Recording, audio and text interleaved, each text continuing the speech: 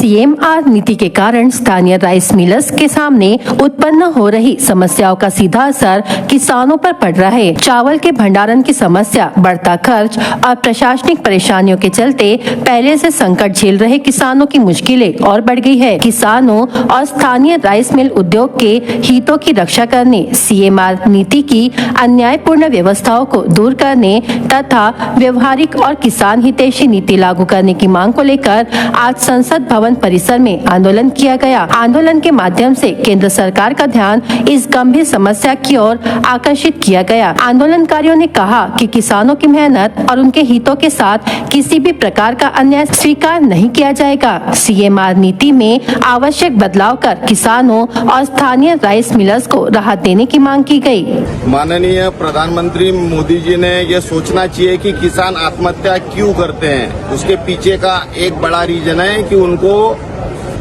मूल्य भाव बराबर मिलता नहीं है, एमएसपी का रेट बराबर मिलता नहीं है। उसके पीछे रीजन क्या है? तो उसके पीछे रीजन है ये सीएमआर का घोटाला, बहुत बड़ा घोटाला। जो सरकार खरीदती है 74 रुपए से और वही गरीब आदमियों को दिया जाता है। 5 किलो राशन चावल दिया जाता है, वही 5 किलो राशन लोग जमा करते हैं और राइस मिल वाले उसी को सरकार को बेच देते हैं 74 रुपए में। यानी 15 रुपए से वो खरीदते हैं और सरकार को बेच देते हैं 74 रुपए में। और यही चावल घूमता रहता है जब तक कि वो खराब नहीं होता, जब तक कि वो एक चिड़िया भी वो खा नहीं सकती, इतना खराब होता है। कम से कम 10 बार वो रोटेशन में लाते हैं। तो किसान जो राइस जो पैदा करता है वो कहाँ जाता है?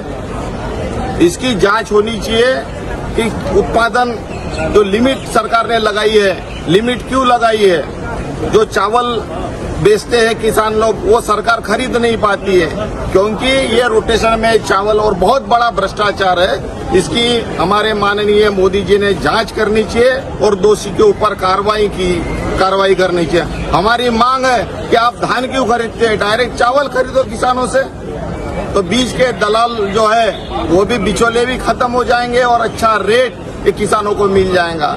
जो कि हमसे तो 23 रुपए के हिसाब से आप खरीदते हैं और बेचते कितने हैं मार्केट में? 50 से लेके तो 100 रुपए तक के रेट है। वो अगर डायरेक्ट किसानों को अगर रेट मिलेगा तो सही में किसानों का भला हो जाएगा, किसान भी सुजलाम सुफलाम होगा।